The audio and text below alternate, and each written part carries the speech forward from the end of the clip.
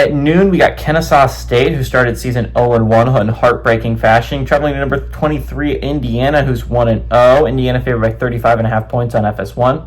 Dexter Williams, the second for the Owls, went 12 of 33, threw for 149 yards. Coleman Bennett had 17 carries for 66 yards and a touchdown, and Gabriel Bernard had 5 catches for 103 yards. Fernando Mendoza went 18 of 31 for the Hoosiers in the first game against the Monarchs, had 193 yards. Roman Hemby had 23 carries for 111 yards, and Omar Cooper Jr. had 2 catches for 52 yards. These two teams have never played.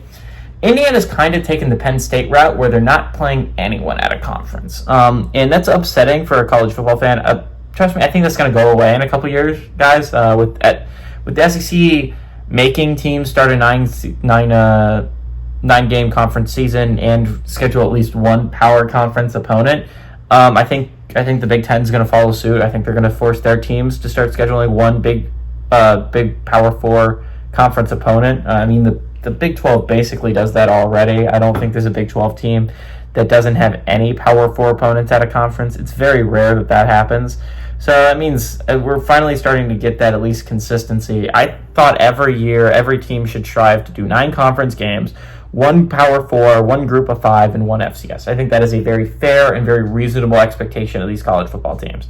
All that being said, Indiana, with the way that the college football playoff is set up now, it's not a bad idea to play no one at a conference. Losses mean a lot more than wins. And so if you're looking at it from that way, Indiana's chances of losing a game are rather minuscule when you schedule teams like Kennesaw State and Old Dominion. Old Dominion gave you more of a fight than you would have hoped for if you're Indiana. And then you're playing a Kennesaw State team that went toe-to-toe with Wake Forest last week and honestly could have beaten Wake Forest if their kicker could make a kick, right? The missed extra point is massive when you lose 10-9. The missed field goal is even more.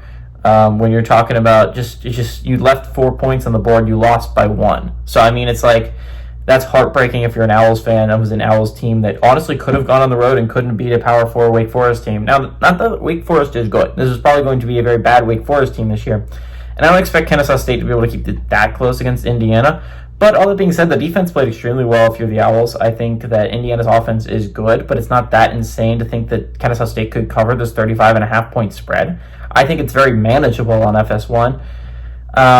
I think Indiana has a strong offense this year. I'm still a little bit iffy on if I think that this is going to be a team that can compete for a college football playoff spot. Again, they made it last year. Their hope is to run it back. Mendoza's a hell of a quarterback. I just don't know with the schedule that they have that I think Indiana can make the college football playoffs. But we will see. They have a big game against Illinois, basically to start in conference play. It could be a game that determines both Illinois and Indiana's seasons. But give me Indiana a win here, but I like Kennesaw State to cover the 35.5 point spread.